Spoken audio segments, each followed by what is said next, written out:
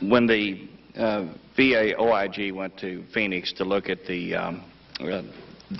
what was actually happening there, they did what auditors typically do. They take a statistical sample of files and they look to see what was reported and then what was actual. And in the 226, the sample set was 226 veterans in this particular case. The original report from the Phoenix VA facility was that these 226 veterans waited an average of 24 days for their first primary care appointment, and only 43% waited more than 14 days. When the IG did their study of what actually happened on those same 226 cases, they determined that those same veterans actually waited an average of 115 days, with 84% waiting more than 14 days. And so, based on what they found in that sample, you have to extrapolate that and assume that all the appointment process is as broken as those 226 are.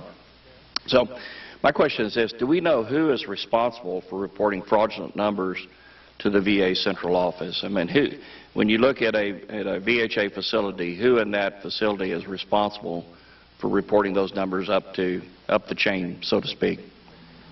Mr. Chairman, Mr. Congressman, I'm sorry. I believe the responsibility for reports from the facility lie with the medical center director and with the network director. Okay. I think you touched on this a minute ago. Now that we know who's doing it, what is the driver that causes them to engage in that activity?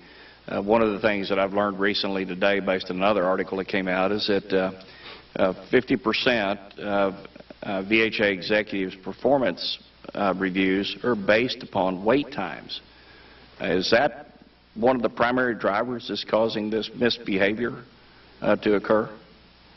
Mr. Chairman, I don't know to what percent for the medical center directors and VISN directors the wait times measures contributed to their bonus. I don't have that information.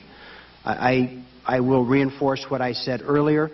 I think that while well-intended, we had a performance measure that became a goal, and that created the potential that information could be misused.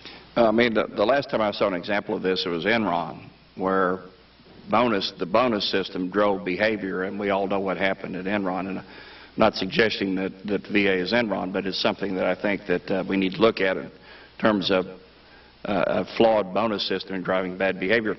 That leads us to the next question. I mean, we've just heard testimony so far in this hearing that veterans really don't have to wait because there's a fee-for-service program where the VA will send them out to private sector doctors.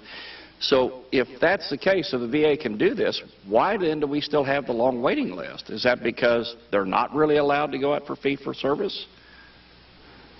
I think that we had tried, prior to the information we had received, we had felt that our core business was the delivery of primary care.